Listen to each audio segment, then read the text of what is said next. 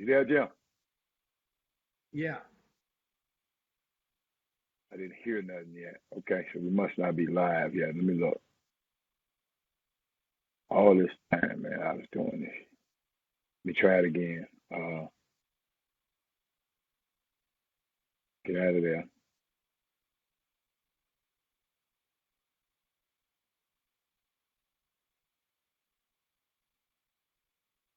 Are we all live, Jim? I think.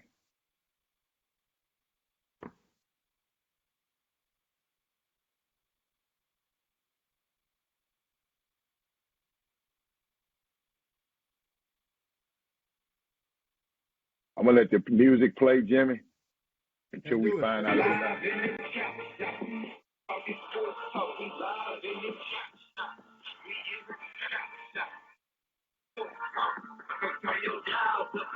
we go.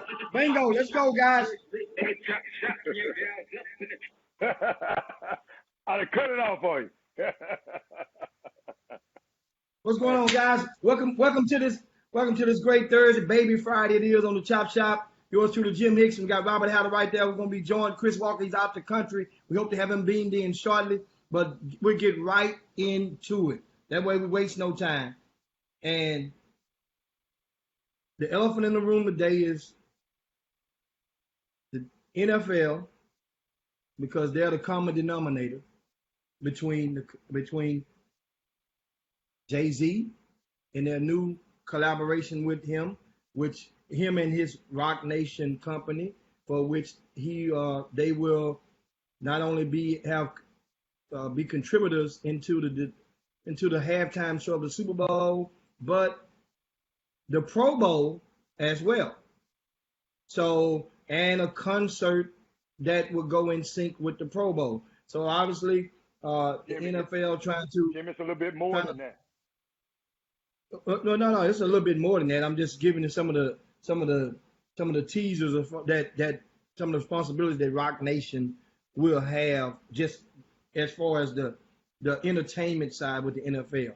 Now, this happened a couple of days ago, and as you guys know, there's been comments and statements from a lot of people abroad. And Sean King was on the Tom Joyner Morning Show,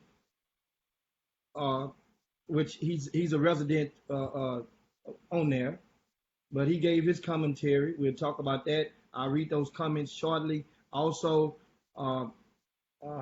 Eric Reed, he weighed in heavily on social media and still weighing in right now as we speak. He just released another comment about maybe within the past hour, and where he's getting more direct at Jay-Z. So first and foremost, I'll read you guys a comment on some of the statement from Sean King. I'll read you some of it. See, I'm deeply disappointed in Jay-Z. I'm deeply disappointed that he formed this partnership with the NFL. I'm deeply disappointed to learn that he's been privately negotiating this partnership for over a year without ever mentioning a word of it to Colin Kaepernick, even though they spoke countless times.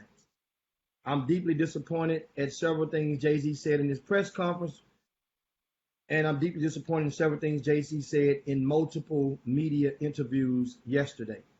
Sean King goes on to say, to conclude, and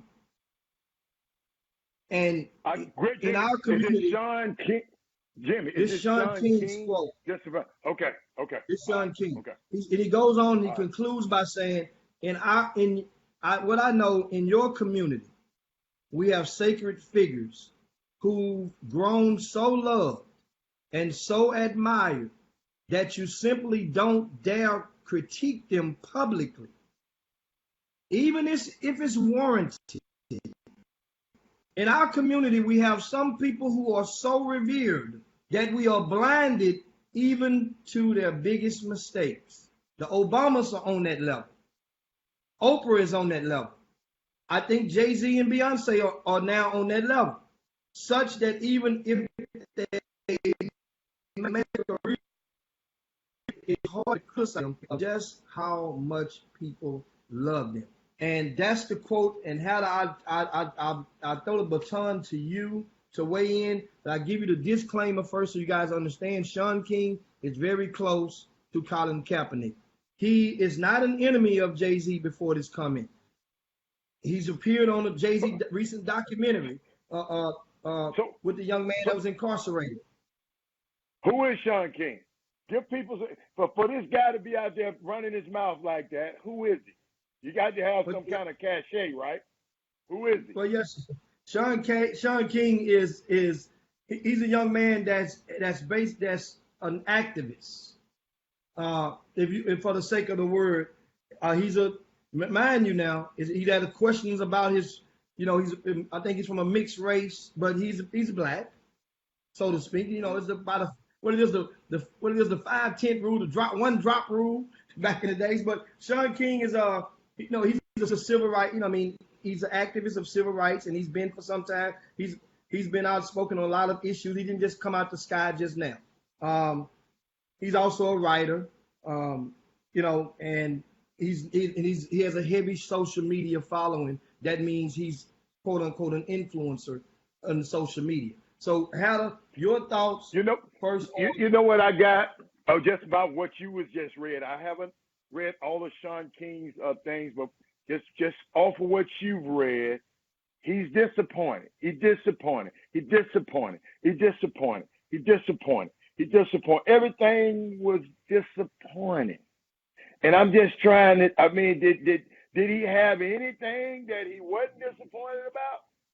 Because he was Mr. Disappointed. Oh, and what I did, Jimmy, I sit there, they had I saw an article where a guy said he was gut punched about what Jay-Z did. A lot of people, even me, I'm conflicted because y'all got to understand, that's my favorite rapper. But if you listen to the show yesterday, you would have thought he wasn't. So I'm not above criticizing our leaders. I'm just trying to figure out, Jimmy, and I told you this morning, I don't know what angle I want to go. I've heard some stuff like I talked, this writer, Mark Thompson, he was one of the guys in the room. And he said that there was no video. I'm talking about in the meeting. There was no video allowed, Jimmy, in the meeting, right? Mm-hmm. You can't video. You can record, and you can only record when you can only record when you when the question and answer portion came. And he said when he got there, it was kind of peculiar. He said when you do these type of things, when you tell people not to do this and not to do this and not to do this. If I tell you not to do this before you come in a meeting, you gonna come in that meeting thinking I got what? Something to hide. Why wouldn't they let them film? Why wouldn't they let them take pictures? The only pictures that we saw were released by Roc Nation, okay? And they did allow, like I said, they did allow them to do it in the question and answering portion. And they said it was unusual. They didn't let nobody share no video. Overall, they said, the people in the meeting said Jay-Z was a little defensive, Jimmy, which raised the questions, why would you put yourself in a position like that if you had to be so defensive? Charlemagne the God asked him about this. He said, Jay-Z said, when they asked him about it, he said, man, reach millions of people. Are we going to get stuck on getting Colin Kaepernick a job? And Jimmy, I've been going back and forth and back and forth. These owners took this man's job from him. And I'm trying, I know you got to be talented. I know you got to, but they took this guy's job from him. And should we scrap, ladies and gentlemen, boom, boom, boom, should we scrap everything and don't move forward to nothing, get Colin a job? Because Colin wasn't kneeling about a job, Jimmy. He was kneeling about social injustice and police brutality. And Jay-Z said, can we move on? to that. So y'all help me out here. Jimmy, you help me. Can we move on to addressing the social justice and the police brutality? Or should we say, give Colin a job first? Tell me.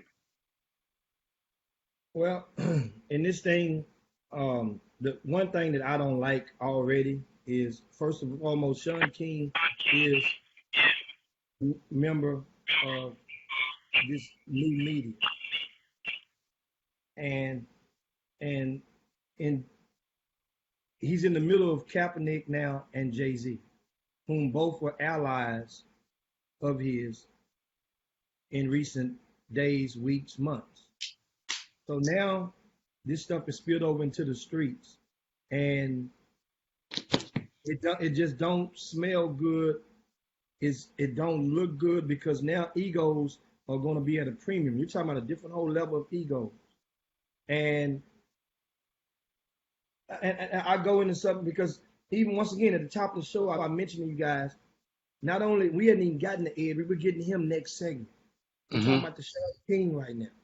And Sean King, he's still going in on. But that's what activists do. Are you gonna focus on all night about? Because not one time have you said what Jay-Z said in the meeting. You still talking about Sean King. Why are we constantly worried about Sean King? Tell me what significance. Tell me why we're talking about, why we worried about Sean King. Who? That's why I asked, who is his qualifications? Understand something, Al. Like I said, once again, he's one of the most influential. No, not to social me. Activists.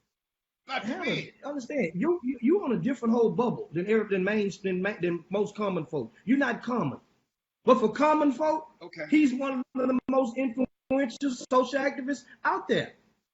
And remember, today, in today's society, you are measured. A lot of people are measured by their followers and their reach. Remember, Kim Kardashian. Remember the internet. She make one post on Instagram, she gets $100,000 plus from it because of her social media reach. Well, this young man has over 1 million followers on just Twitter alone, and so therefore, and a lot of people, he'll rise up and speak his I guess his mind on different topics. But in this situation, that's who he is.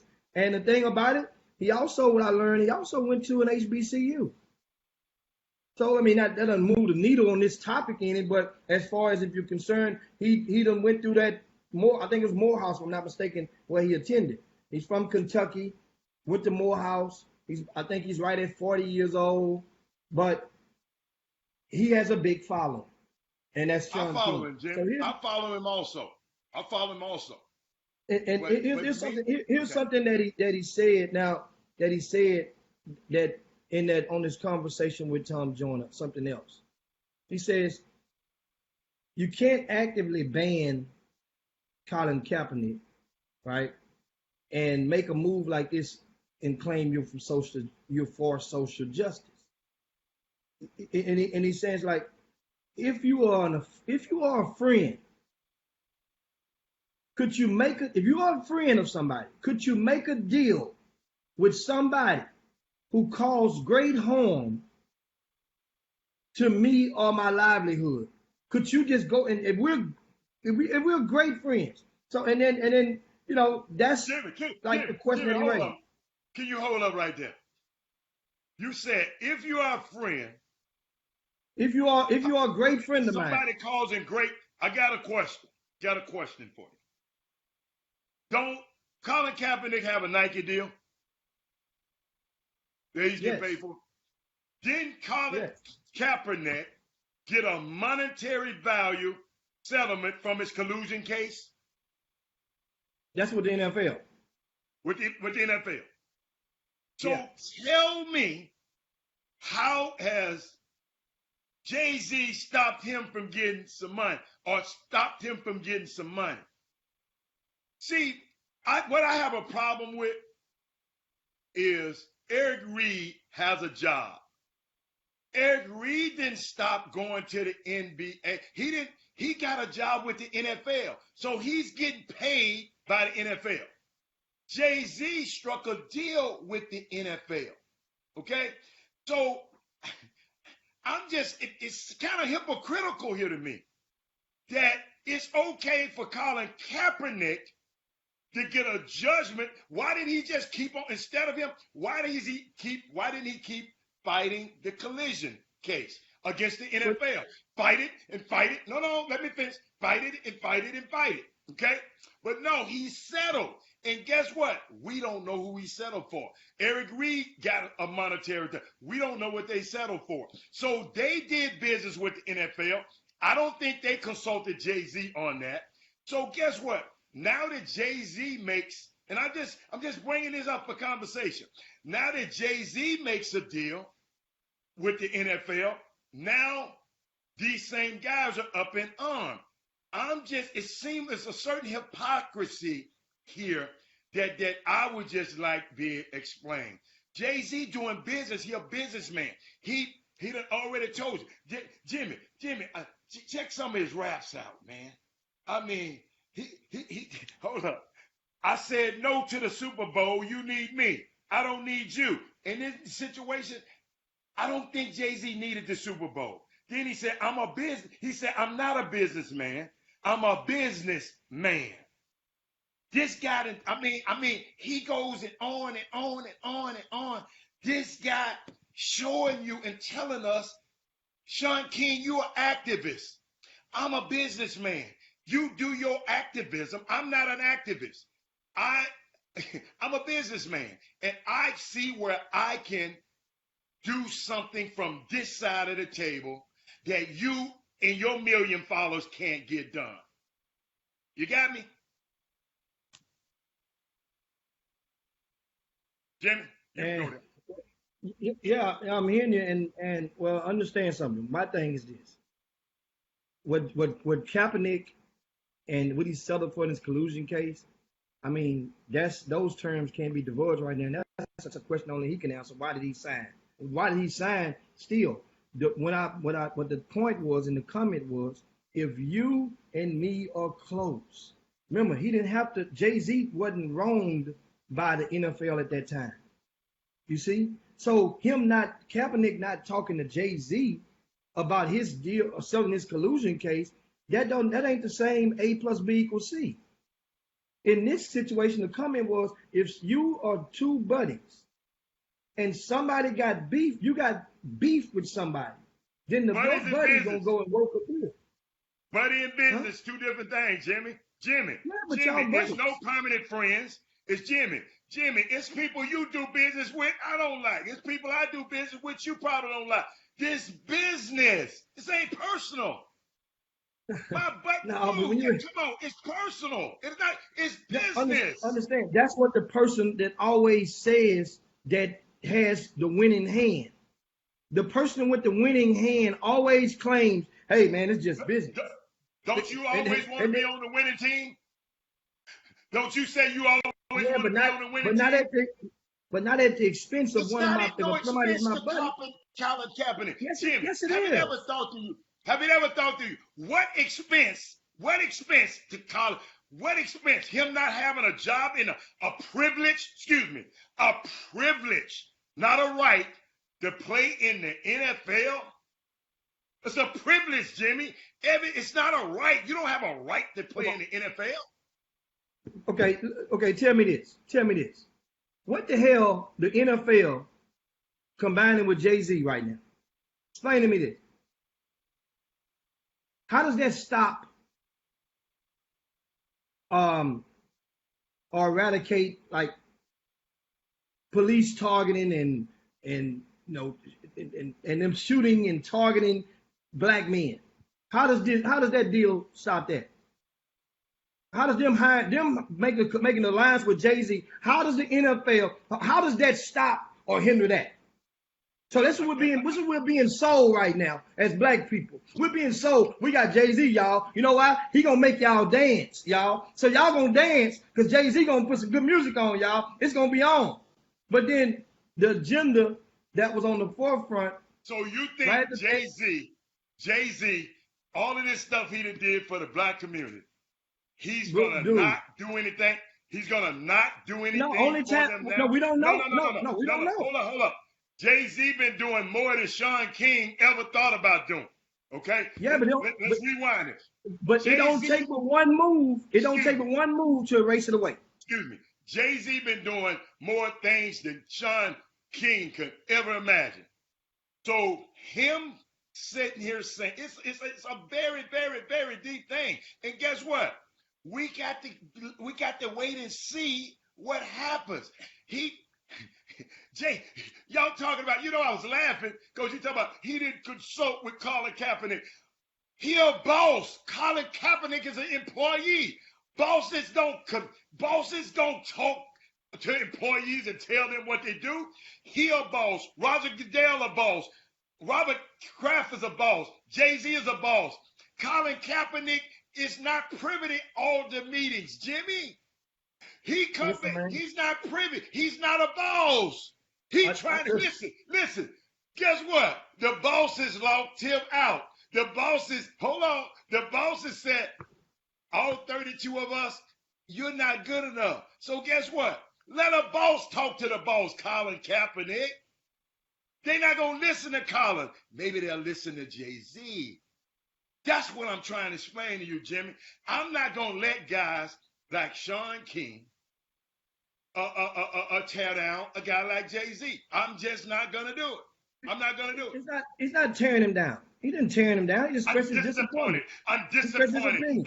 So now at the same time, understand there's different sets of rules, and on the street, on the court, in the grassroots of society, that's supposed to be a covenant of allies. If somebody, dude, Jimmy, that's just supposed to be. It's supposed to be.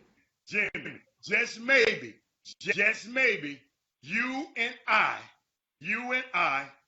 because we don't hang with Jay-Z and Colin Kaepernick, maybe we just don't know the extent of their relationship. Well, they didn't grow up together. Hold on. They didn't grow up together. He ain't from Bed-Stuy like Jay-Z from. They ain't. Jay-Z just, hold on. When the guy was, he wore his jersey. He stood up for him. He still can be standing up for him. That don't mean he crossed him because I didn't call Colin Kaepernick. He's not a boss, Jimmy. And Jimmy, one thing I want to get through your head. So you saying Colin Kaepernick is not a boss in this? No, he's not.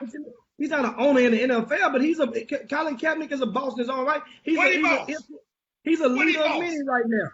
He's inspired many. When you have the presidents of the United States, two different presidents, speaking of your routine. I'm talking about in this capitalist society, he asking for a job.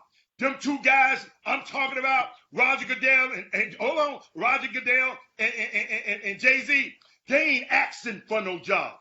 Y'all mad because Roger Goodell and the owners won't give this guy a job. Jimmy, you're not understanding. He's not that kind of boss. I don't know what boss you talking about. He ain't in this circle. He ain't in the Billionaire Boys Club. Dude, right now, still, like as I just said, if it's two buddies and one got beef with somebody else, he might not be a buddy. He might not be as big a buddy as you think. Let me give you a new quote that just came out from Jamel Hill. Takes rabbit and eats. I'm gonna share with you a quote from Jamel Hill in the Atlantic, and it just released this morning. And Jamel Hill says that she spoke to a source of Colin Kaepernick, one of his buddies. They kept it on the condition of anonymity. To be anonymous. Right? And it said that they did talk on Monday. Kaepernick and Jay-Z. They spoke on the phone. They spoke on Monday. And the conversation was good. They leave it at that. So more, like I say, as we push forward, more details are going to come, because what happens is, if you, whatever side of the fence that you're on, you're going to get tired of somebody that's an ally of yours, or will get tired of the push. So then it becomes push back, and then it'll be pushed back. So that means more and more people who are privy to intel are going to start diving in with little kibbles and bits of what they know. Jimmy, And like I said, so they did talk, but it wasn't a good convo. Okay. So guess On what? Monday. That's okay. It's all right to disagree. Say, But man, you can go off that Sean King narrative all you want. I bet you Sean King got something. Sean King just ain't making boss moves like this. And Jimmy, let me explain some stuff. Let me give you some stuff that happened. And we ain't even said what Jay-Z said in the meeting. We are all we worry about. Can Jay-Z have a voice? First of all, let me explain something, y'all. I'm not for the NFL and their policies. Let's get this straight right now, okay? First of all, but in 70% of those young men that work in that NFL are African Americans who feed their families. So guess what? I'm going to always support that until I figure out how we can get our own National Football League. I'm going to support where we got 70% of them in that industry that's playing as black. Only thing I have a problem with the NBA. See, we talking about Jay-Z and all of that. Ain't but one black general manager out of 32 teams. 3 black head coaches. Cap still shut out for injustice. Believe you me, that was one of the things that I would have raised when I got in there. They raised that question in the meeting. Roger Goodell said, guess what Roger Goodell said? Cap can sign with any team he wants.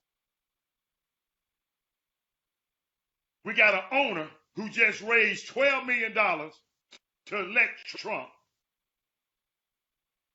And they all support him. Okay. And all I'm trying to say, man, is, and I think y'all missing this point. Colin Kaepernick got a settlement from the NFL. Eric Reed got a settlement. I didn't hear Sean King then. Jimmy, I didn't hear him then. They got a settlement from the NFL. Colin Kaepernick got a Nike contract from Nike. Jay-Z, I'm sorry. Eric Reed also is a member of the Carolina Panthers. So he working for he getting a check from one of these same owners. So when Jay-Z decide to go collaborate, not being an employee, Eric Reed, Colin Kaepernick, but a boss saying, look here. And guess what? He got total autonomy, Jimmy, over everything he doing. Can't nobody butt in with what he doing. And he got a unique structure. And let me tell you something. I ain't saying everything Jay-Z did is right.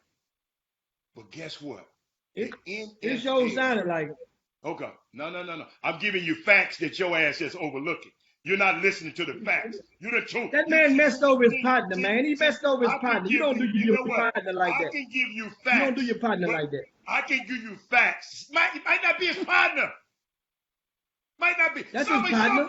Excuse me. Some guys screw their partner's wives. Some guys do all kind of stuff to their partner. You don't do your partner like that. You don't do your partner like that. Exactly. You don't do your partner like that. Some guys do it. Some guys do. Okay, and you don't supposed to do your partner like that. It don't matter what they do. You're not supposed to do that to your partner. What this guy? How you know they partners? Dude, they just talked on Wednesday, on Monday. It's according to Jamel Hill. On the phone, and them dudes ain't my partners. Okay, so if he wasn't partner, why in the hell after that meeting on the press conference why would he even bother to talking to him and alerting him and informing him about what's going on to some detail? That's why the conversation wasn't a good one. He didn't get the blessings from Cap in the convo. Obviously. That's why, obviously, remember they asked Jay-Z in the press conference, in the meeting, after, I mean, one of his interviews. They asked him, and know what he said? He said he don't want to disclose the contents of the conversation. Why? It wasn't much good to talk about. You know what y'all killing me? All of y'all talking for this dude. Why don't this dude, instead of all of them girly ass tweets, come out and make a statement? Why hide behind, if you, my partner, why don't he come from behind his woman speaking for him, Eric Reed speaking for him? Why don't he come out and speak himself? To all you people who talking about preach Jimmy. He might not be his partner. Have you ever thought about that? If he ain't his partner, he wouldn't answer the phone. He wouldn't answer the phone. Jimmy, I wouldn't answer my phone at all with all the people that call me every day, because ain't none of them niggas my partners. But I have to answer the phone, because what? It's business. It's business. Okay, so tell me this. Where does the term come from, all money ain't good money then? Where does that term come from? What does that term really mean? When they say all money ain't good, when they say all money ain't good money, what does that really mean? Because it's business money, talking about money. What does that really mean then? Let me tell you what it means. Let me tell you what it means. I'm glad you brought that up. Let me tell you what it means. Colin Kaepernick shouldn't have took no settlement. Colin Kaepernick said, forget the NFL. I don't want to do nothing with the NFL. Eric Reed shouldn't be playing for the team. All money ain't good money. Eric Reed shouldn't be accepting a check from the Carolina Panthers. Eric Reed shouldn't accept the money from nobody. If you accepting money from the same place that your partner or everybody who agreeing with Jimmy, Jeremy Davis, and Slammer Davis, your partner accepted money from these same people.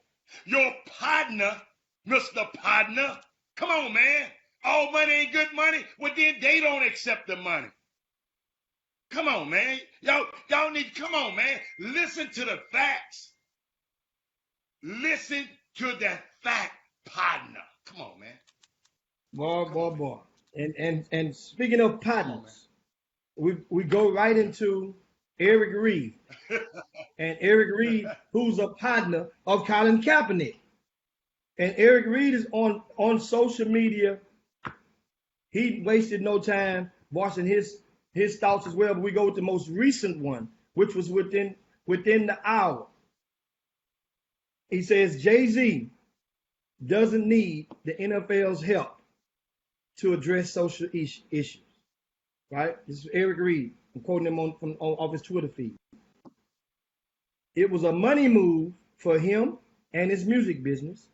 The NFL gets to hide behind his black face, trying to cover up blackballing Colin Kaepernick with the hashtag neo-colonialism. And that is the most recent quote from Eric Reed. And so obviously, after the statement I just made, I can't believe you read that. This the same dude that's accepting money from these same people. Eric Reed is accepting. But they didn't. Okay, they accepted money together. They both settled their case, right? So neither one of Eric Reed is a member of the Carolina Panthers right now, getting a check from this. Okay, and that's fortunate. And guess what? He's voicing his thoughts as being an employee. Look what he's jeopardizing. Look at what he's risking. Read that statement again, Jimmy. Hold on. Read that statement again. Read the statement again. One more time. Read that statement. You just read it. Read it again? Yeah, read it one more time. Eric Reed says Jay-Z doesn't need the NFL's help to address social injustices. Okay.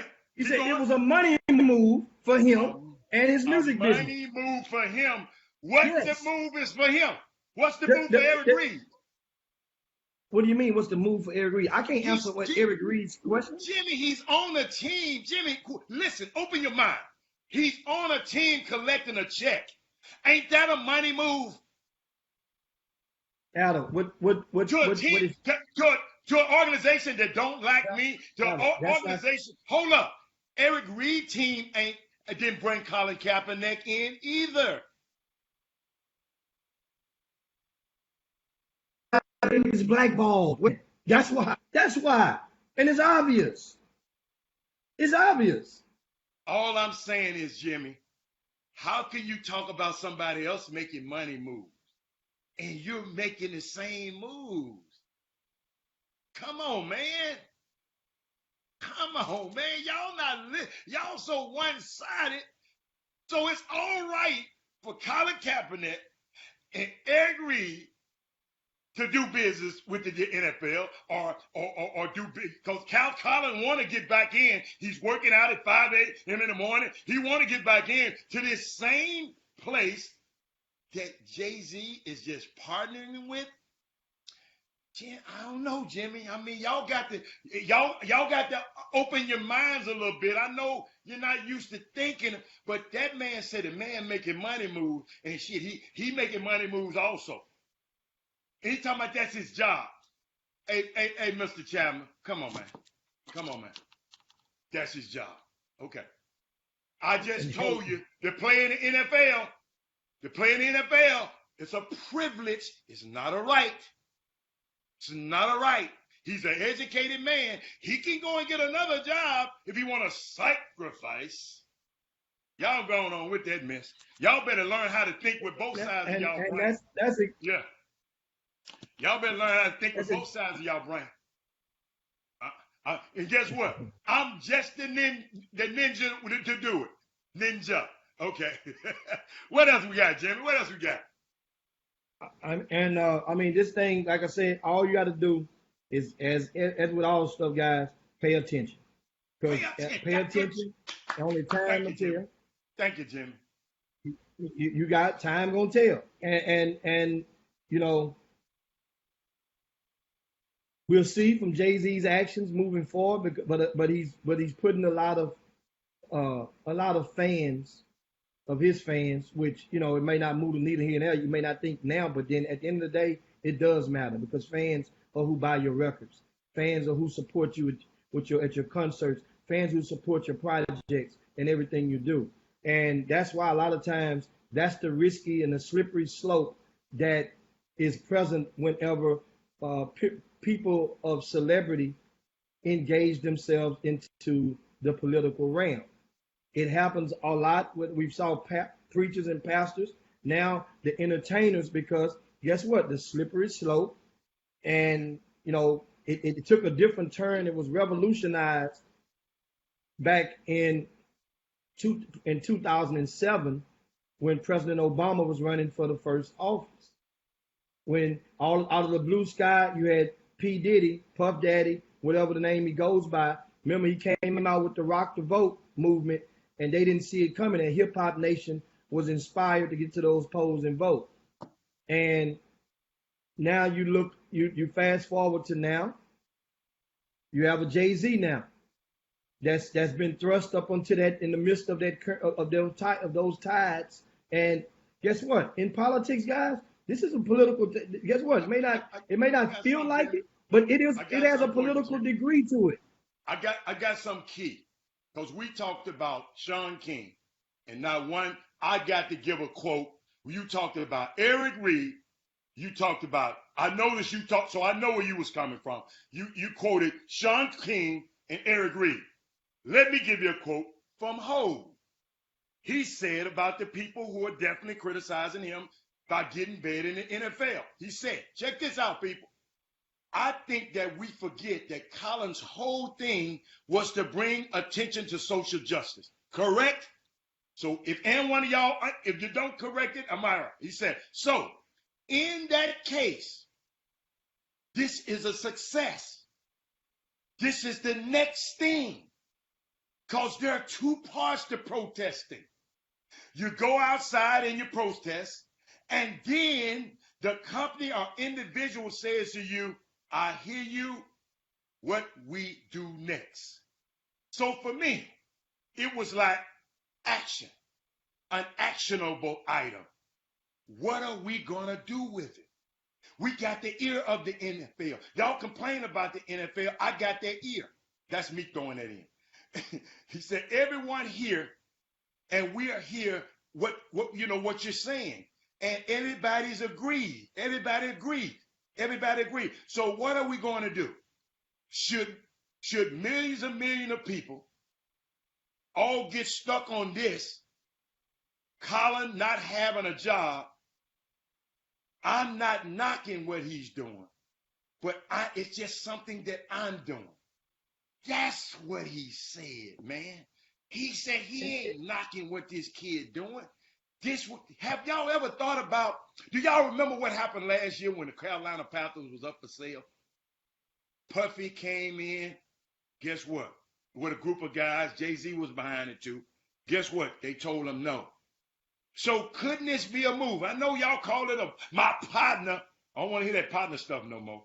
But couldn't this mean Jay-Z trying to posture himself? Him and Robert Kraft cool. He got about 15 more owners to be cool with. So if ever him being a billionaire put himself in a position of power, he can buy a team. Hold up. When you buy a team, then you're a governor, then you can make changes. You can't make changes being an employee like them two guys Jimmy around here talking about. You can't make no changes being an employee. Are your employees going to come and change RCS Sports? Heck no. So you think these people going to come? Dude, the man trying to put himself in position from what I feel, and I hope, what I hope to be a boss. That's all. That's all. But I read off his statement. You were so proud. You were so proud. Jim, you were so proud to read off them other guys' statements. Go. Dude, in that same damn statement that he said about we got to move past taking a knee. He ain't never took no fucking knee. When the hell did Jay-Z take a knee? He was standing side by side with Kaepernick. When did he take a knee? Tell me we got to move past it. But my thing is, I'm saying you just want to. Excuse me. Okay, so understand. So guess what? So guess what? You didn't take a knee. That means you're not in. I took a couple knees. I took a knee during the national anthem a couple of times in the past 2 years. Not every damn time it came on, but I took knees.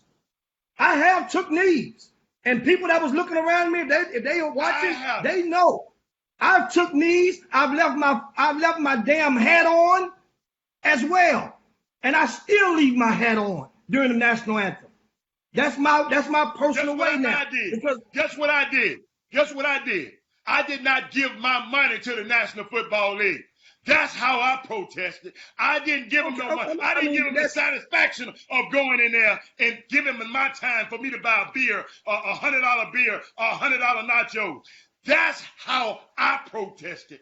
I didn't give them my time and my money. I ain't got to get down on my knee. And I told you a year ago, if Colin Kaepernick was a call to Houston, said, Chop Shop, meet me at City Hall, I'll pick him up from the airport. Let's go and address social justice. So this ain't about you and me or whatever. This is about Jay-Z. I don't think I don't like them bashing that way. Let his fruits. Let's see what happens.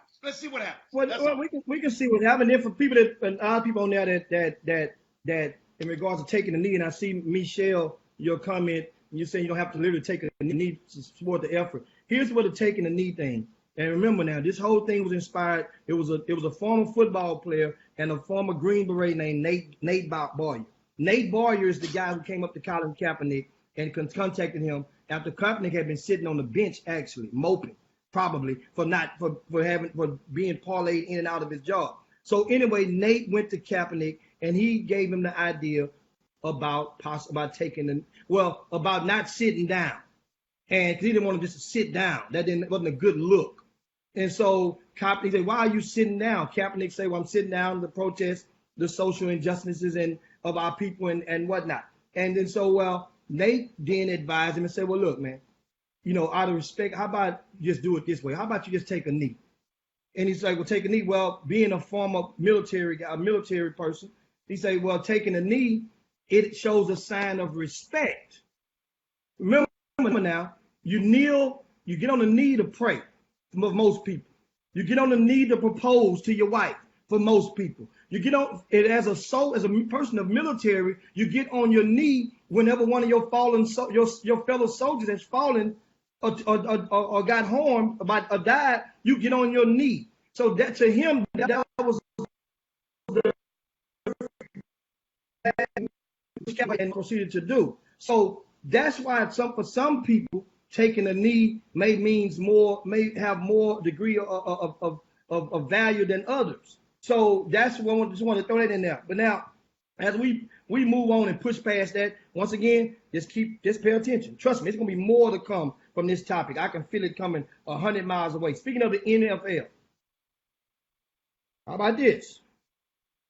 Now we spoke on Wednesday about the WNBA and their collective bargaining agreement, which ends after this season. Well, the NFL, their collective bargaining agreement ends in 2020, right? So the Players Association has issued a memo to all employees of the NFL, the football players. And it's called a work stoppage guide. And a person like Hal are gonna love this part, right? This segment right here. A work stoppage guide, and it's for the players to help prepare them in case of a strike or a lockout. Now, first, how likely do you think, or what range of the odds would you apply that a lockout would happen from this NFL? Could be. It's some steam. For me talking to players, it's some steam. But Jimmy, it's do you want to go one? First of all, I was at every player. Why will you strike? When you got some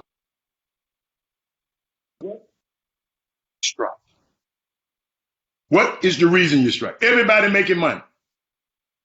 Everybody making money. The players making more money than they ever made. Everybody making money. Why you want to kill the goose that's laying the golden egg? Well, you thought enough of the article to bring it up. I'm just trying to. They don't want to strike, but in case the talks go sideways, in case the talks go sideways, so they letting everybody know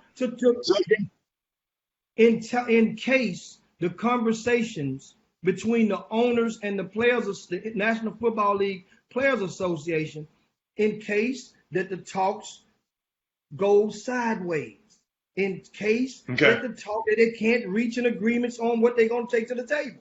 So they were telling the guys, hey, look, y'all need to, and I have a list of bullets of what some of the things is in the memo. They said, save it. Here's number one. Save at least half of each paycheck.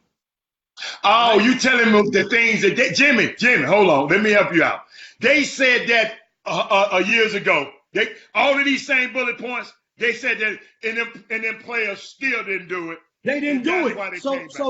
So now maybe they will listen. So these are bullets that they're sending now because now people are woke. They're more woke. Give me some more bullets. And it say if your current expenses are too high to save this much, you should look at ways to change your spending habits or reduce your financial commitments. Number two, try cooking at home more often instead of eating out as much. That means you can create a habit of cooking at home so it won't be cold turkey, and you won't and that's designate 1 day a week as a no spending day. 1 day a week, you don't spend no bread. I know you can't do that. You can't do that. Ain't no way you can do that. Take care of major home repairs right now. Another one. If you're in the market for a new home, consider renting instead of buying for now. Find renters for your unoccupied homes or bedrooms. Consider selling your car you have not driven in the past 6 months. Avoid signing a long-term lease at any rental property you rarely use. Learn to say no, or at least not now, to friends and family asking for money. And last, consider selling some clothes that you have not worn in a year. On Poshmark, Tread Up or Tradacy. Those, I guess, are internet sites, I guess. But these are just some of the things. And, you know, remember now, I mentioned earlier that the collective bargaining agreement ends. I mentioned that it ends in 2020. It ends after the 2020 season. So technically it ends in March of 2021. And so some of your stories, these guys, now you know. A lot of these NFL players, what's the average life for those guys? You think is what, 4.5 years?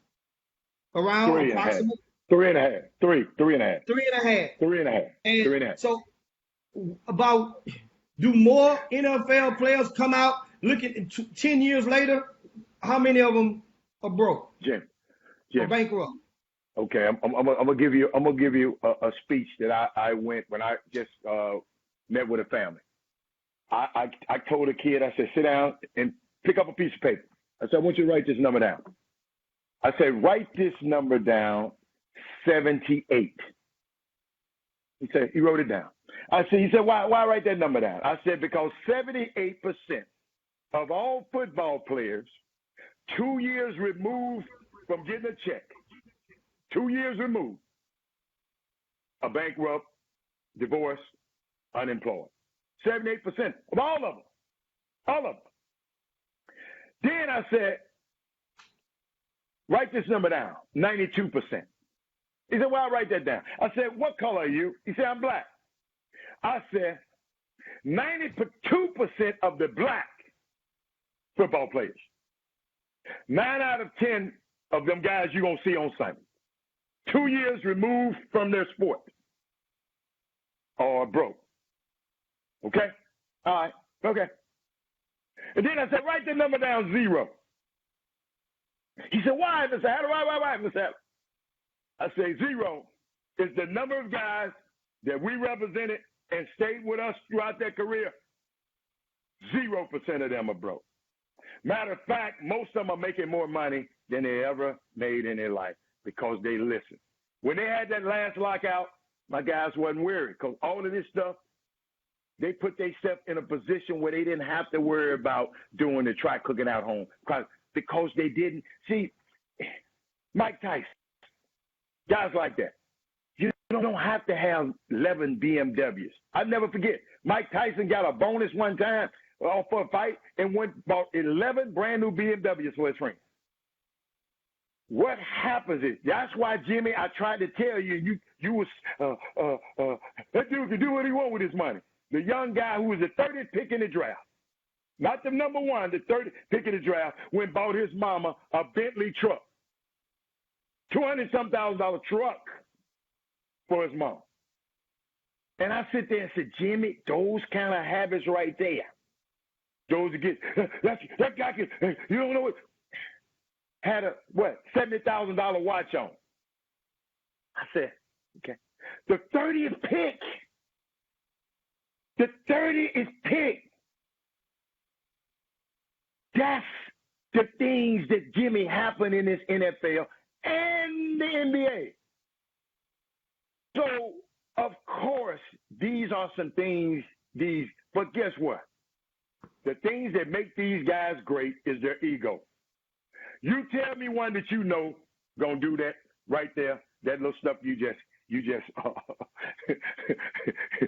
give me one that you can think about. You ought to know a football player, one, who gonna say, I'm gonna try to cook at home. I'm gonna designate one week of no spending day. I'm gonna take care of major repairs now.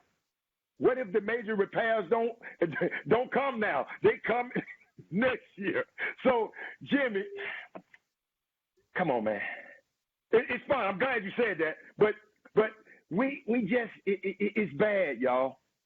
That's why I tell all my guys to treat Charles Johnson, Lionel Garr, to treat your first contract like you will never get another one. Treat it like you'll never get another one. Because what? It's a great chance, what, Jimmy?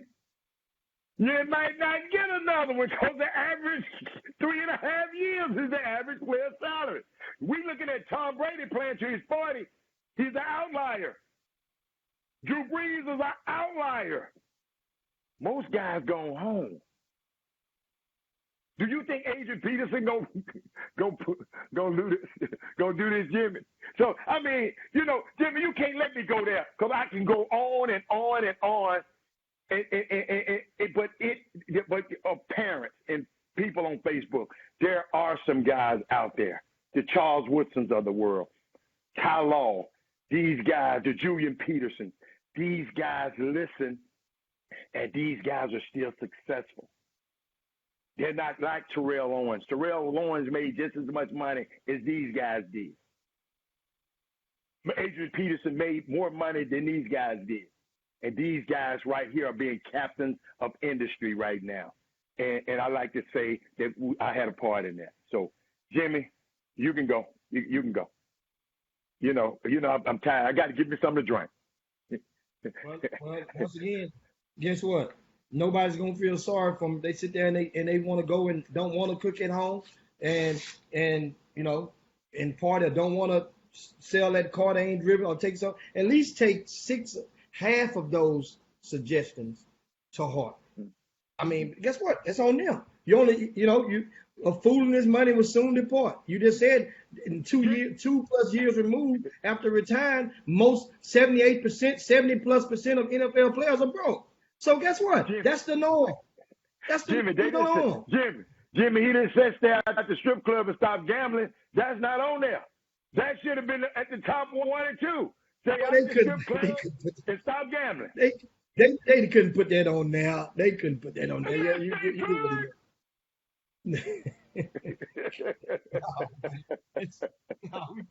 we push right on. Of course, now another big topic, of course, today, guys, is we have a lot of stuff on the Chop Shop. We're officially on the back nine right now. And don't forget, guys, while we're on the back nine, we have this evening in Northeast Houston, we are conducting the annual back to school drive at Triple J's Barbecue. Triple J's Barbecue, once again, the annual back to school drive. We're giving away backpacks, school supplies, uniforms, after school clothing. Man, I have a whole bunch of shoes and sneakers and stuff. So, anybody that wear, I know I'm bringing a whole lot of after school clothing for a lot of kids, because after school clothing, the more that after school clothing that a young person has, the less they have to wear of their primary school clothing. Okay. And it lasts longer. And that's just the truth. How many times you pass by the park and you see some young people out there playing and looking like their khakis and a school polo shirt? That stuff they could have went and changed out and put a t-shirt on, but they probably don't have any. So once again, 6:30 p.m. this evening at Triple J's Barbecue, we are conducting the back to school drive. Come out and join us. It's an opportunity. If you're a student athlete, especially collegiate athletes, we're inviting all you, no matter what sport you play. It's the perfect time. I think a couple of years ago, your son came out there to the back and helped pass out backpacks. A lot of people, you'll be surprised. Him and Leon Gilmore. I remember. I still got pictures from him. Huh? Him and Leon Gilmore. I still got the pictures from it. Yeah. Leon Gilmore. Yeah. Yeah, and that's a great thing. I mean, a couple of years ago, we had Carson Edwards came out. And one thing that I don't do, I don't solicit to try to get people to come out. That I don't do. Because if I got to make you come to give back, then it ain't the right reason that you have in heart when you're doing it. That means, so I don't go and call, hey, won't you come on out? No. If you come, you come. Because it ain't about you. It ain't about me. It's about providing some backpacks and school supplies for a lot of people that really and truly need it, that don't know neither one of us. They don't know who the hell we are, them little kids. No. But you know what? That joy on that face, that's a universal language, boy, those smiles. I'm telling you. If you're in a not so good mood, this is the perfect time to find some back to school drive and get yourself engaged in. I'm telling you. And so that's one of the things. Now, another thing, man, we of course, you just joined into the Chop Shop. This is Jim Hicks, and that's Robert Hatter right there. And Hatter, you didn't click the thing to where whenever who's talking come to the main screen. I know it, man. No, don't click nothing now. You know, I'm way down there and people can't see me when I'm talking. And They yesterday gonna see you. articles. They gonna no. You on the screen now. You looking at your own stuff. You on my screen. Oh, okay, there we go. We're good then. Okay, so Yeah. now let's get into the next topic, man. This right here is a tough it's not tough. It's just some stuff make you shake your head. But Michael Avenatti is in the news again, and that's the attorney who became nationally famous from representing Stormy Daniels, the ex-stripper who had accused Donald Trump of some indecent proposals. Well, Avenatti, who's been pretty much blackballed. Speaking of blackballed, he's been blackballed by the United States government in the recent past 2 years after his spar with the president. And if you didn't remember, it was a year ago or earlier this year when he went and attempted to bribe Nike for $25 million. So this guy tried to bribe Nike, and it basically made a command: if y'all don't do this by this date, then I'm going to have a press conference the day before the quarterly shareholders meeting, and I'm going to release some damaging news that's going to expose a lot of the underbelly of the grassroots sector. Well, Nike countersued, turned around and had his butt picked up by the authorities and charged with the crime, right, of fraud and extortion. That's what he's charged with. And this is Michael Avenatti who I'm talking about. So now Michael Avenatti, he's facing a court date in November. He has to go to court. He has a date on the docket. So this stuff isn't going away. He goes to trial. Well, his court proceedings start in November. And he on yesterday filed a motion in the U.S. District Court in New York City alleging that a Nike employee at least approved under the table payments to Zion Williamson and former Indiana star Romeo Langford when they were in high school during the month of February 2017. So here we are right now. Some more accusations popped up. It included some text messages. Remember now, back when the Adidas trial was going on with the first one with the four co-defendants who were all convicted. Well, during that time, remember, one of the Adidas brass, Merrill Cole, used to work for Nike. So people eventually had to go and they subpoenaed a lot of the records from the Nike's office, from the grassroots. And in doing so, it's easy to understand how some of these so-called text messages that Michael Avenatti had his hands on could probably be obtained. That could be one way you can obtain it, because somebody had already confiscate their cell phones and their text messages from their staff. So you wonder, well, how did he get this? Well, that's one way he could got it, because everybody has somebody plugged in somewhere, especially in the legal field. So here's the details on this thing. Man, it says that he's accusing this motion is accusing the Nike grassroots brass of possibly being willing to pay about $70,000 for the services of those two young men that I just mentioned, Zion, Romeo Langford, and an unnamed young prospect from out of Michigan. And we can only insinuate who that young prospect probably could have been at that time, but it will only be probably more wrong than right, because we guess them. I could probably guess it right, but I probably would name two names wrong before doing so. That doesn't matter because it's unnamed and it's insinuating. But right now, Nike responded to the allegations, and I'll read what Nike says. Nike got kind of bossy on this stuff, guys. Check this out. Nike says, we will not respond to the allegations of an individual facing federal charges of fraud and extortion. Period. We will continue to continue his cooperation with the government in investigating the grassroots basketball and the related extortion case. So here we are with this right here. Hatter, do you think that this November case upcoming can possibly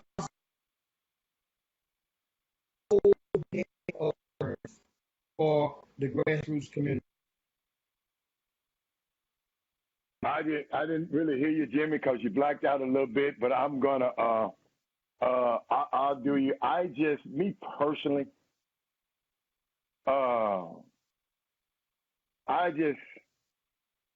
me in this case, it's a lot of this stuff I don't understand. We got a guy that's a known criminal, okay, been convicted of other stuff. Now he's been convicted of blackmailing somebody. And now the information he comes out with, somebody, I don't see how it would impact the grassroots community, because from what I read, I didn't see the transcripts. From what I read, that they said, I think I told you some words. They said was they agreed to, are supposed to do, or something. They never have proof where it actually happened. So I can walk around the store, I guess, with this outfit or something, until I cross that line and take it outside, I haven't shoplifted it. So I'm just trying to figure out, even if these guys on their tweets, or whatever the tweets, and I like at least one of them was smart enough to say, man, don't be tweeting this stuff out like this. At least one of them was smart and said, man, let's not put. Well, but I say texting. Don't be texting it out like that. Yeah, don't be texting it out. I'm sorry. Texting it out. At least one of them said, man, what are we doing? What are y'all doing? And just putting a number saying Langford 20, Zion 35 plus, and an unnamed minor player of 15. And yeah, what? Me, I was a lawyer. Zion might give you 30 plus points. Langford give you 20 plus, and that other player ain't gonna give you but 15 plus points. I mean, Jimmy, I'm just saying, man. I don't know the particulars of this case, but you know what? You know what?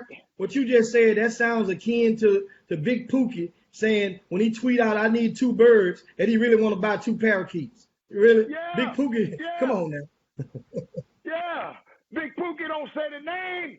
That Big Pookie ain't saying the name. Hey, Jimmy, words are important. I watched the words. I told you when they said that, I said, wait a minute. I didn't understand. This dude, allegations. No, wait a minute. No, it's just allegations. No proof, from a clown who's snitching, who, I'm not having my way. I'm finna tell it because somebody done told me y'all doing something wrong. Guess what? All of this is Jimmy. Guess what? It's hearsay. Avenatti wasn't the one that they were dealing with. So it's just so much stuff can go on with this. Nike lawyers gonna have a field day with this, man. And I know that they probably a little nervous because it's some guys that's mentioned that and you probably got all these guys' numbers in your phone. I mean, yeah, absolutely. I mean, you have to realize the thing is, see, being subpoenaed to court, and there's been some subpoenas that's been extended out, and I really believe that Avenatti, he knows that he's fighting an unwinnable battle, but it feels to me, I get the feeling that he just wants to get a punch in. He wants to just, and when it's over with, so that's the thing, it's going to be casualties somewhere from this stuff. Meaning that. How could it be a casualty, Jimmy? You say, how could it? How could it be? Because see, you know what? Okay. Remember when you told me it said should pay. That's the word. It said should pay. They should pay these guys. They should pay. They should pay Zion Williams. In the text, I mean, I guess they were talking about should. And I asked you a question. Should pay or pay are two different they two different things. But why would these guys get casual because somebody's saying what somebody should do? Jimmy, you should. That's not the only. That's not the only thing, though, Harold. That's not. You understand? This Zion Williamson stuff is not what they're going to trial for. Let me rewind you guys back. Michael Avenatti. First of all, let me take you guys back. In the Nike EYBL circuit, that was a team. Remember that Shaquille O'Neal's son played with, called Cali Supreme. Bo played for Cali Supreme, right? DeAndre Ayton played for Cali Supreme. You guys remember DeAndre Ayton, right? So Cali Supreme, the guy that ran Cali Supreme, his name is Gary Franklin. Lives in LA. Well, that's where he stayed at then. Well, Gary Franklin, actually, his son actually played for Baylor about 5 years ago before he ended up transferring out. So Gary Franklin had a Nike deal. When Nike parted ways and with him, Gary Franklin was kind of salty. Throughout that season, it was already some salty stuff going on because Bo would come and go as he wanted, and then the little O'Neal, Shawnee, she wasn't really happy with Gary Franklin in that situation at the time. And so now Gary Franklin, he's salty. He's like, wait a minute. So how you gonna just take this deal from me? So that's inspired him. He went and got with another attorney, right? Got some advice from another guy named Jeffrey Arbach. So Jeffrey Arbach was another legal guy. He's in the entertainment industry though. He's an executive and a consultant, big wig over there. So Arbach is the one that contacted Nike back in February of this year. Yeah. So he contacted Nike and basically, to give them to fill out the situation, try to let them know, hey man, look, y'all gotta take care of this dude Gary Frank, or this thing can end ugly. I got to upset. He's kind of upset. And Nike basically, I'm paraphrasing. Nike basically said, do what you got to do. If you're talking legal stuff, we advise you to contact our legal because it sounds like some important stuff. We're not going to deal with this over here, this office right here. You need to contact legal with that because we're not going to. In other words, we ain't finna do this ninja stuff and just pay this dude off. Talk to my guest. Okay. So this is February. I'll give you the timeline. So 1 month later, between there and 30 days later, approximately, that's when Michael Avenatti comes into the picture. So I don't know who, I'm quite sure that Gary Franklin didn't have the phone number to Michael Avenatti at that time. That those paths just don't cross. But at the same time, I knew the people from Cali Supreme, and they are and one of the administrators is connected real heavy in the movie industry in LA.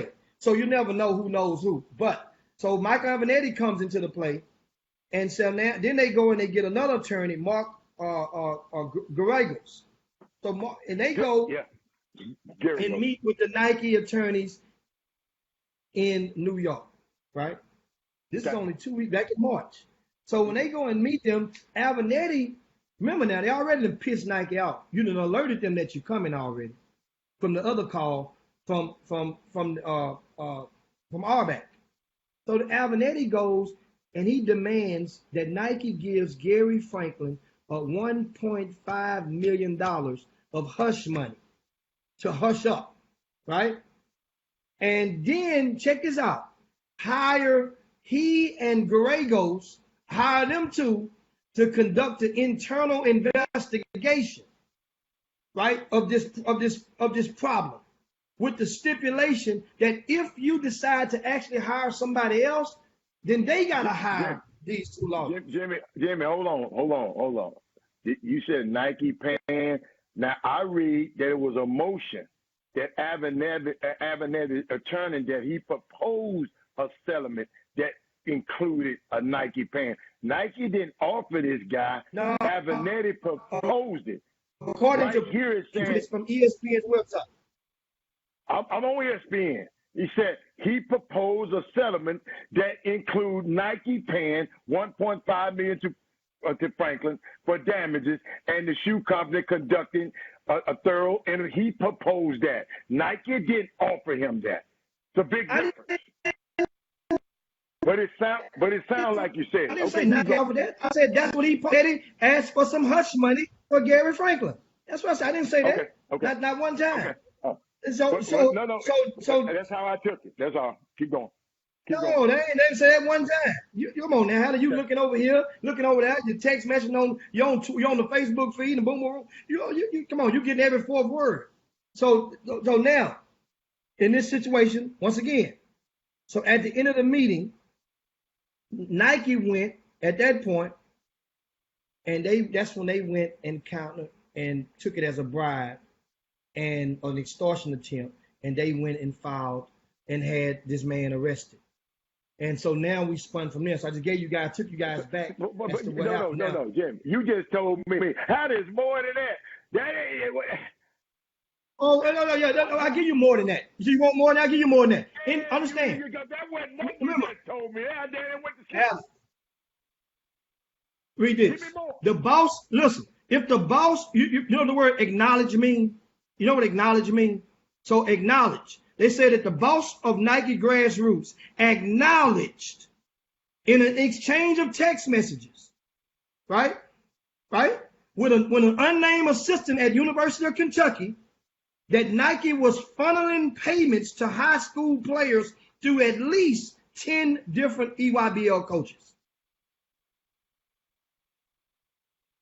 Acknowledge. That's the key word. You like to go and peel back words. Read it. You looking at it, read it. Doesn't it say acknowledge? So if you acknowledge something, then that means now you're going to probably get subpoenaed as well. Now, here's what I say about the subpoenas. Nobody wants to get on no stand if it ain't your own trial. Nobody. Trust me. Nobody. I've been subpoenaed about 2 or 3 times. I've never got on the witness stand for nobody else's trial but my own. Ever. I've been subpoenaed 3, 4 times. I ain't talking to your asses. So I know how it feels to turn down a subpoena and get out of subpoena. Hell, they sent me a subpoena to go to jury duty. I said, I can't do no jury duty. And said it, my chest stuck out. You really want me on your jury duty? You better look me up. But anyway, back to this stuff right here. So that's one thing. I said it's more.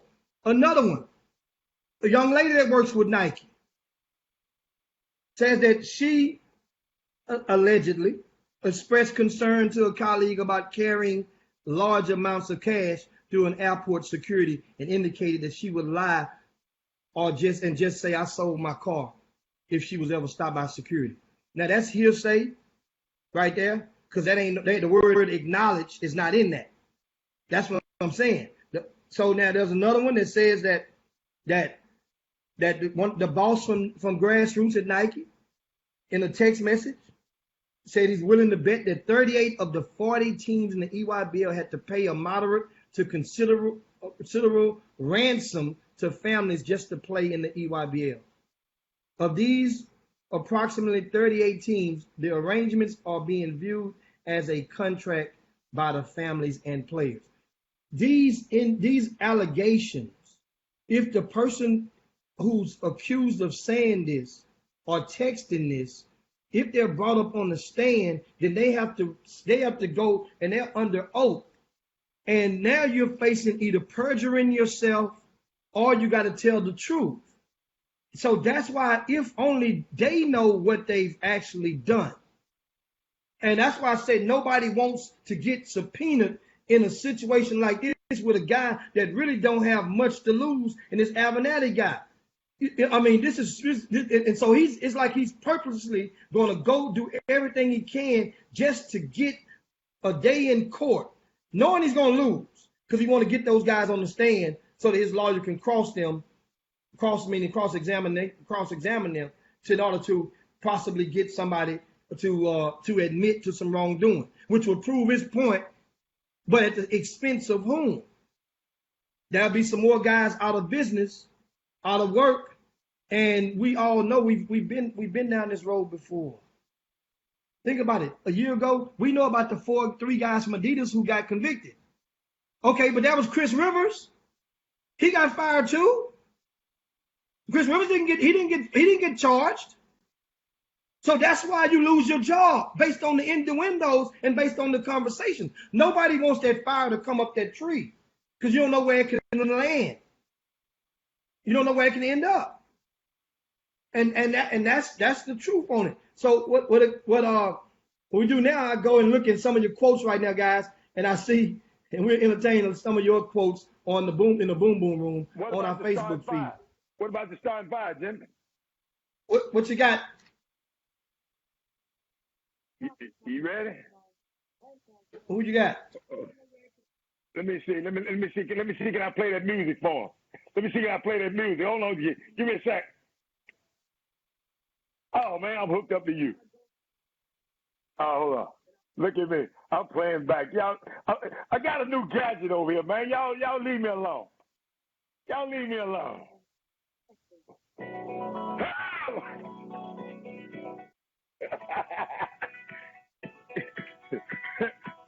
Can you hear me, Jimmy? Y'all hear me out there? I hear you. Okay. We got Larry Johnson, Ricky Scott, Dr. John Newsom, Derek Johnson, and Todd Holmes.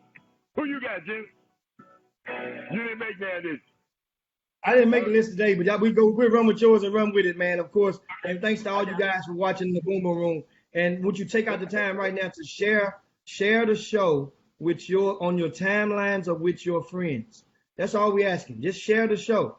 If we can get one good share out of everybody that's watching, and that's all it takes to get the traction that we need in this social media experiment that we're doing with the Chop Shop. We're trying to do different things right now to expand our grasp in the digital platforms. YouTube, Facebook, you guys know we're streaming concurrently live. Jimmy, send them to that YouTube. I want everybody watching today, when you go to YouTube today, find the Chop Shop HTX and like and subscribe to our page. And then hit that little button so you get a notification. It's very, very important. Okay? All right. Yeah. That's my thing today. So what else we got, man? Man, we still grooving along now. Of course, we promised give you guys, Chris, we promised to get into the topic about sponsorships with summer basketball and AAU teams. And I really wanted Chris to help chime in because Chris actually secured a sneaker deal as a grassroots coach when he was with Adidas. And also, a lot of people didn't know Chris Walker was a consultant with Under Armour right before taking the job at Cal. And you know, it would have been good. He's traveling now, and Hannah probably can see he might be trying to get in to the show. No, he ain't trying. Chris ain't thinking about us. Chris getting in. Listen to me. He ain't thinking about us right now. So you just since you teased it, just do me a favor and give the people what you actually know about it. Well, in summer basketball, guys, it's really tricky because yesterday Chris was talking about those younger teams, you know, 5th grade, 6th grade, 7th grade, and when you win a few ball games, you're thinking like, hey man, we need to get a deal. First of all, Nike doesn't have any financial, sneaker programs, grassroots programs, or companies, doesn't have any financial sponsorships for sub 17 and under teams. That's not common at all. That's not nowhere near the norm. Has there been a team that has been of the sub 17 and under platform to get a financial sponsorship? Yes, it has happened before. Yes, absolutely. But that's nowhere near the norm. Nowhere near the norm. So once again, the 17 and under team is where the money comes in to support. So when you're playing with a program and you're playing 14U, 13U, 15U, those teams have to get it how they live. They have to find ways to raise the money to go and travel to the places where they want to be. Now they're going to get product. And when he's talking about product can extend teams that isn't 17. Let's say, for example, in the Houston area where we're based, John Lucas Enterprises, that program was in its inaugural season this year. They only had a 16U and a 15U. They received what is called a friendly deal. That's the term that Nike uses with their grassroots teams. What is a friendly deal? Well, a friendly deal is a deal where you can get product. You get a certain allotment of product. Depending on the team, it may vary. Some people may have a $20,000 worth of product. Some people may have $50,000 worth of product. Some may have $10,000, but it's called a friendly deal. Now, that excludes money. So a lot of times when you may have a player, how do you get one of those sponsorships? Well, think about it, it's regionally. In the state of Texas, there are about 9 sneaker sponsored programs. Just say approximately 10. It's less than that though. You have 4. This past year you had 4 with Nike. You count the John Lucas, you can count them if you want to, because they were sponsored, but it's with a friendly deal. But on the 17 and under, that's the team that you use as a measuring stick. Only with the 17s. You have 4 with Nike. It was 3 in Dallas, 1 in Houston. You have 2, I think, with Under Armour. Right? You had about maybe 5, at least 5 with Adidas in the surrounding. They say at least 5. So I'm sorry, it's roughly around a dozen. Well, in a city like Dallas, it already has 3 Nike teams. If you have a good program, why would you think that your program, Nike, is going to go and add another team into an overhead? There's no other city in the United States that has more than 3 teams, 3 sponsored programs. So that means they're maxed out. They're not going to go and add another team. They're going to encourage you to make your top kid. It's cheaper this way. This is what they do. And it saves them more time. They'll get somebody, which is one of the consultants with Nike, one of the scouts with Nike, to go and try to make contact with that program and their top player and or his family to try to encourage them or influence them or present the opportunity for them to go and join one of the programs that are already in existence in the nearby city. That's normally how it goes first. Depending on how good the kid is, that depends on how much leverage that player or that team, or his family will have. And moving forward, meaning if you will know, trust me, you will know. Meaning that in a year ago, not this summer, but last year, we had a young man that's very, very good, Greg Brown, and his father's, Greg Brown Sr. They had a sneaker deal with the Adidas circuit, right? And they played on the 17U.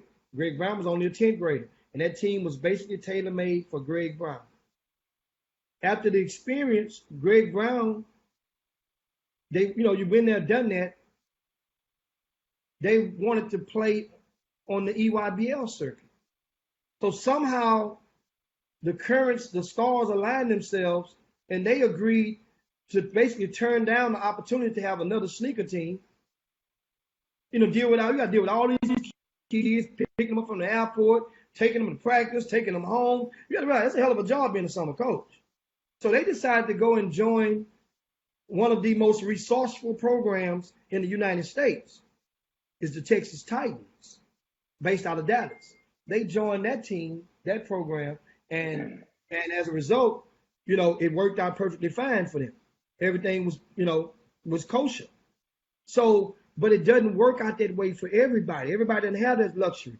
R.J. Hampton a year ago, they had an opportunity to go and have a deal and turned it down. But then eventually they end up playing up under the umbrella of a Moutier Elite, which and this past summer they did a similar thing. They joined one of the Nike teams, one of the Nike programs. You know, they only played for one live period, but to get the experience. Everybody doesn't have the luxury of picking and choosing, is my point. Everybody's not that fortunate. But then I understand most people out there think that all kids are created equal. That ain't the damn case. It's very difficult to get a sneaker deal. Just because your little Johnny can play and he's the best in his area, that doesn't move the needle. Think about how many kids from this state that goes to top 100 camp every year, or go to USA basketball trials. And think about how many times you hear their name nationally after it's over with, versus the ratio of kids who attend. Now, don't get it twisted. There's some names where like Cade Cunningham blew it up this year. But think about how many that went that all you hear was, oh, he did good. Oh, look, oh, he did good. Guess what? Everybody goes in camp do good. 90% do good. 5% gonna do great. And the other 5 gonna stink. That's what you gotta think about. So this stuff, man, I think a lot of people need to seriously consider saving their money and pooling their resources to combine some of their summer programs. But the non-sneaker program. Yes. I think you guys should really seriously consider getting together. But Jimmy, you know, when we try to do that, first thing gonna ask who's gonna be the boss. If we can get past that stigma and just say, hey man, that for the best of these programs, Jimmy, not just 2 of them, 2, 3 of them, maybe 4 of them need to get together and get the best kids of them 4. And then, it's just, and I know it's hard because somebody going to get left out. And see, this is what I learned about summer basketball. And I had this conversation with somebody yesterday. I go back and look at the summer teams my son was. Y'all, when y'all go to college, you don't take your summer teammate with you. Jimmy, you won't take their mama, you going by yourself most of the time. So all this, we're gonna keep this group together. We're gonna keep this group together. Let one of y'all get good and see what happens. So I would, like I said earlier, Jimmy, I remember you told me something. I'll never forget that. You gave me a valuable lesson. You know, it's a mama call you. My franchise all-star put their kid on the map. You know, I never call no names out. And somehow the mama called me and said, well, I'm just giving up my house. I want to stay with you.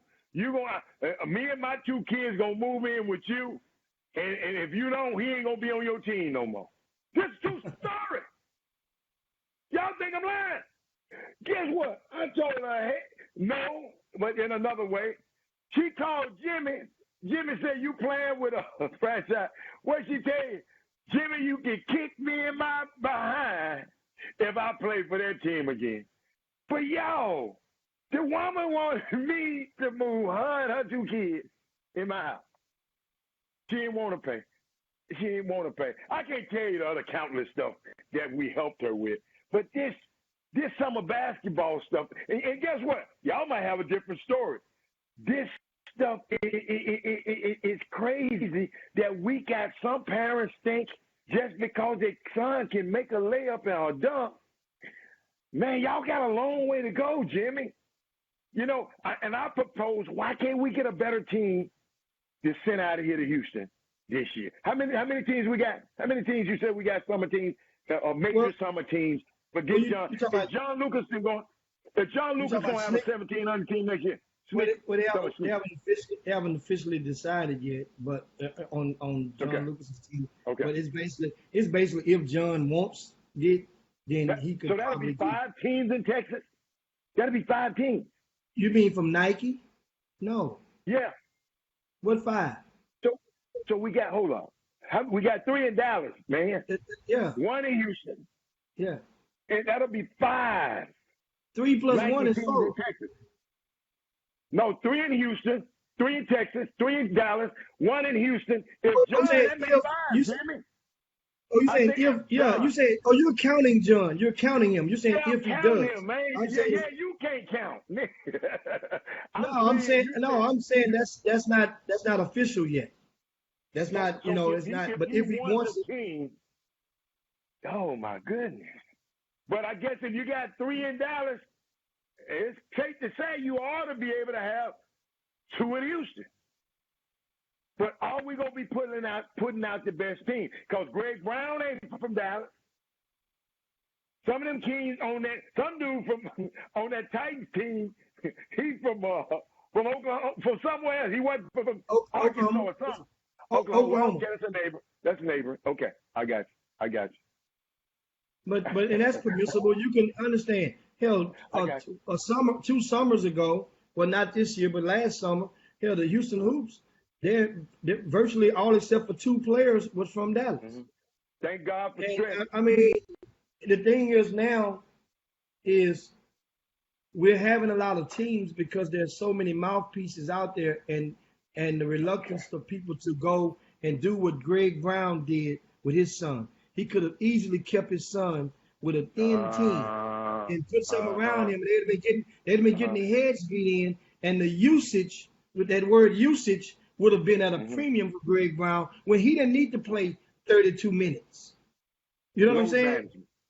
Low, I mean, seriously. So you put him in a situation where he didn't need. You couldn't double team Greg Brown every damn game with the Texas Titans, with knowing that Cade Cunningham is over there. You know, and so that was a really smart move. Now at the same time, that was a great team they got put together, but they got their head tore off right there in front of me by Why Not team, by Russell Westbrook team. I sit there and watch them dudes just take their heart out. Yeah, who's the star right now? Why Not team has 3 guys that's in the top 25 in the country. Yeah, you're right about that. You got two guys in the top 25. They got 3. That Jalen Green told that dude, man, I ain't never heard no player talk to a player like that before. Right there in front of me. I wanted to go out there and help. I don't like nobody messing with you. Hey, don't mess with Texas. I live in Texas. And so now we go to some of the comments, of course, and Anthony Weston, you're saying, oh, y'all saying everybody wants to be an HNIC. And that's an head Negro in charge. And you know what? It appears, but I think, I think a lot of people, a lot of times what spurns into you seeing a lot of the summer teams out there. I'm not talking about the sneaker teams anymore. I'm talking about the non-sneaker team. Right. It's when a father has been in a situation with his son, and I just, in all fairness, a lot of fathers, they're to some degree they kind of can feel helpless, sitting on the other side in the bleachers, watching their son and watching some of the summer coaches, and in the game time, the tutelage just isn't being maxed out, and it's disappointing for their kids. So after a time or two, at some point in time, that dad is going to say, you know what? I got a solution. I got to come to the gyms. I got to take you to practice. I got to pick you up from practice. You know what? The hell with this. I got 4-5 basketball. I'm going to get together my own team because I don't like the way that this guy's coaching us, coaching my son. He can keep coaching, but he ain't going to coach my son next year. And a lot of parents could make that conclusion before the summer is even over with. They're already conspiring. They with other parents because misery loves company. And they'll go get 2 or 3 and they'll say, you know what? We can go get another 2 or 3 more that's unhappy with their teams. And this is how teams spurn off and you see so many. This is where we are now. We're at a point now where it is an unbelievable amount of youth basketball teams in the state of Texas. If you think I'm joking, you look at tournaments outside of Texas, and it seemed like back when Vegas used to go on, this year there was no live period in Vegas, but besides California, because California, they had to get on the plane, most people it was in driving distance. to get to Las Vegas. Right. Texas had the most of any state every year in Las Vegas. Was Texas. I used to go through the coaches package and count them up. Every single year, besides California, Texas had the most teams there. That shows how we rolled deep. We rolled deep. And people from outside of Texas. Hold up. Y'all rolled deep with a bunch of bad basketball, Jimmy. Yeah, I mean, Jimmy, some of these teams, Jim, some of these teams, bless their little heart. Hold on, bless their little heart, because y'all know how to love the kids. But, man, some of y'all, man, need to spend a lot of this time doing something else, going to STEM class. I've been y'all don't understand now. Robert Hatter had the advantage of going and watching a lot of basketball this year.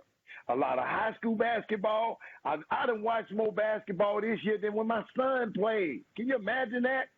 And I'm just saying I don't think these kids, they just like to be out there, but see, Jimmy, I'm watching them. Let me tell you something, Jimmy. I'm watching them when the game finish. I pass by them when the coach talking. Half of them ain't paying attention. Half of them tweeting on their phone. They ain't thinking about this stuff. They just like to sit on the bench and have a uniform. I guess because they make the girls popular, make them popular with the girls. I don't know what's going on, man. It's just so much. I sit and watch. I came to your event, and I sit there. I left church. I was tired. You know how when you leave church, you want to go sleep. But I said, I'm going to go. But I just said, these kids, I can't. If I was a college coach, these kids got a lot more. They got a lot to be desired. And I'm not talking about it. I'm not talking about the they just ain't spent enough time. They ain't tall enough. Because when a college coach looking at it, they look at height. I saw too many ball beaters, and that's my name. Hey, y'all listen to me. Ball beaters. They beat the hell out of the basketball. I'm a guy that count the dribbles. I'm going to tell you, I'm a dribble counter. If you dribble that thing over 3 times, Robert Hatter ain't going to like you as a basketball player. I'm just going to let you know now. But I'm not a college coach, and listen to me, and I won't tell them nothing negative about you. I'm just telling you, man, 3 dribbles, get somewhere with it or give it to somebody else. You know, I hate this. You know, I'm not getting on nobody, but I saw so much bad basketball this year that, man, hold up. I'm gonna give y'all this for free. I'm bragging about a kid, right, to my partner. So we go and watch Baller TV. I'm watching it with him. We sitting there watching. He from Memphis. He don't know no kid on him. He told me they got some talented players on this team, I can see. I didn't tell him who none of the players were. He said, but that's the worst coaching that I ever seen in my entire life. Either them kids just ain't doing what the man said, or he letting them do this. So either way, he said it's the worst coaching I've ever seen. I said, wow. In Houston, and it's a sneaker team in Houston, Texas. Now, how about that? Now, I'm going to let you finish up. Now, I'll break down the numbers to you guys, and this is how a lot of people understand. Roughly in the state of Texas, there's approximately 70 players who get Division I scholarships per year on the average, about 70, right? That's the whole state of Texas. So let's put these numbers, let's say 10, right? Remember this number, 10. Mm-hmm. Let's say 10 sneaker teams around the state, right? Just take their 5 starters. If 10 sneaker teams, which actually we mentioned is 12, let's say 12 sneaker teams. 12 sneaker teams around the state, 5 starters on each team. Every sneaker team, your 5 starters are supposed to be Division I prospects. Supposed to be. All 5 starters of a sneaker-sponsored 17 and under team, your 5 starters are supposed to be. They had better be Division I prospects. That's the whole concept of it. So 12 times 5 is 60, right? 60, Mm-hmm. right? So how Mm-hmm. many did I say on the average gets Division I scholarships in Texas? Average. So that means of all the people who don't play on a sneaker team, on the average, Uh-huh. there's only going to be Uh-huh. about 10 of those guys. Only going to be about 10 that's going to get a Division I scholarship. It could be more, could be a little less, but on the average, that's how you got to look at it. So let's say that doesn't mean only 10 will get them. No, but that's pretty much on the nutshell. So guys, that's what I'm trying to explain to you. This stuff is not easy, but everybody will go and they will push against it because people say, "You don't know what you're talking about. That not my baby. My kid is going Division I." And all I'm saying is that's not always the case because the numbers are there. And you know what? If there's a monster year in a certain city for recruitment, guess what? We all would know it because we would feel it. Because those kids who are ranked in the 30s, they'll have Division I offers. That's how you know. That means all of the 20s would have at least one offer. All of the 30s will have an offer. That's a monster class. In Houston, Texas, the most that we've had in the history of this city for Division I's, we've reached, I think it was either 43 or 46. I don't have it in front of me, but that was the most that we've ever had out of this area for us Division I basketball committees or signees. What's that number? What's that number again? It was either 46? 43 or 46. One of the two. I don't have it in front of me. Either 43 or 46. I'll go and put it up. I have it in printed in my office right now, and I have it in one of the cabinets. But think about it. That's not normal. That was years ago. So now what you have is you have more people who are marketing players, and all it does is not the same. It's a great thing because everybody loves their kids in shiny new videos. But what it does is for every kid that's being promoted, a lot of people doing the promotions are devaluing the other kid that's ranked ahead of him. And so as you would devalue that kid, saying, "Man, I don't know why you got him up there. That kid there, my kid better than that kid." See, it's a different way to do that. You don't have to do it that way. Show them how to do it, Jimmy. Please show them how to do it, because I hear that all the time. How do they do? What's the proper way? A proper way is to simply go and let the coach know of your kid and not try to stuff the kid down the coach's throat. Not try to make the coach and challenge the coach and make him think that he's stupid as hell if you don't recruit your kid. You see? That's the way to do it. You just simply supply the details, supply the facts. Hey, coach, I want to keep you posted. Right. Little Johnny, he had 12 points and 4 rebounds this night. You know, he's coming along. He had an off game tonight. Right. Don't say they wasn't passing the ball, coach didn't use him right. Damn that. You know, because people like to know that you can acknowledge that the kid is a human being and he ain't Superman. Sometimes that's all we want to hear, because if you read a lot of these emails and I get, every other kid is freaking Superman. He could do it all, but they just won't pass him the ball. He could do, you know, and that's what happens.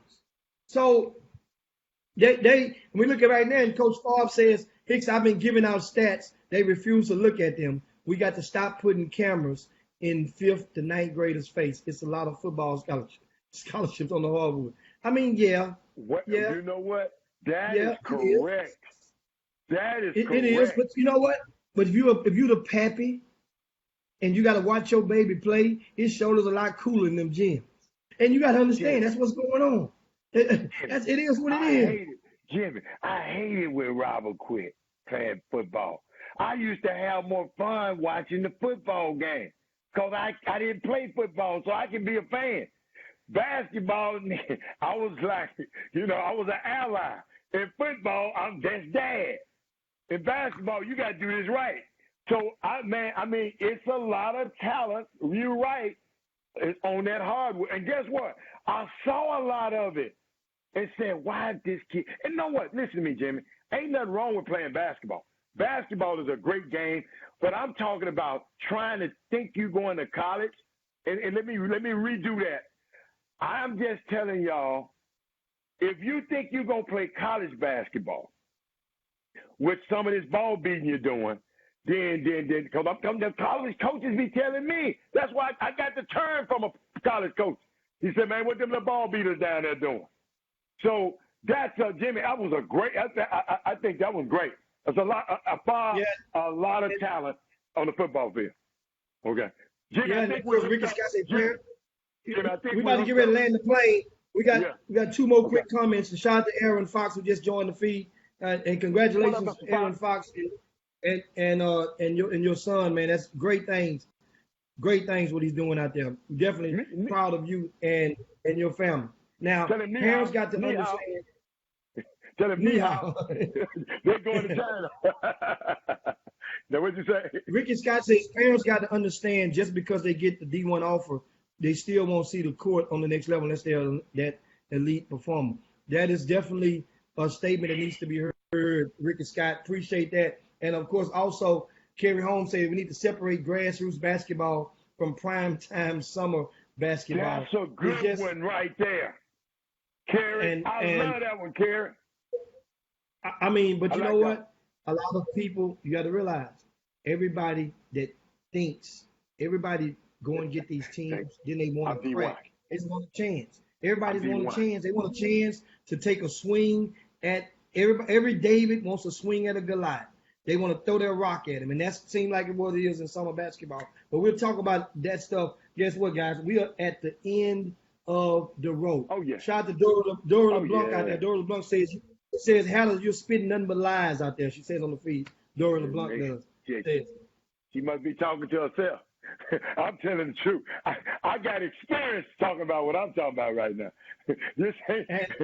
Hold on. Hey, no lies, just facts. Sometimes facts to some people seem like lies. Sometimes. Also, guys, it is the buzzer just went off, and we definitely want to get ready to log on out of here. We appreciate you guys for tuning into the Chop Shop, man. Another great week of us experimenting on our social, on our digital platforms. We want to strengthen that and need your assistance towards doing so. Make sure you share the show with your timelines or with your friends. Simply email us, chopshophtx@gmail.com. Send us some emails and let us know how we can grow and get this thing even better next week. Meanwhile, don't forget, once again, today, 6:30 p.m. at Triple J's Barbecue on Homestead. We will be coming. Come and join us. We're going to do the back to school drive. We got a lot of goodies for the kids. Backpacks, school supplies, uniforms, after school clothing, and as well as we're going to also feed the kiddos. We have bottled water as well. So come on out, 6:30 to 8 p.m., Triple J's Barbecue. And guess what? The barbecue place will be open inside. So you want to go in and get you one of those boudin or chopped beef sandwiches or half chicken, whatever you want. Triple J's Barbecue is the spot. We'll see you guys on Monday. Howdy, you got something with Atlantis Flame? You said barbecue sandwiches. Hey, but boy, you crazy. Hold on. Jimmy, you must ain't checked the email. We got a unique email. We'll share with everybody Monday. He said he can't, at his new job, he can't get Facebook. He can't get YouTube. So he got to figure out a way, but he left some questions that he wants us to talk about, some topics, and we'll talk about them next week. All right? Okay, we'll do. Wait till you see. All right. Anyway, guys, see you guys. We're out here. Chop shop. I get out of here, Jimmy.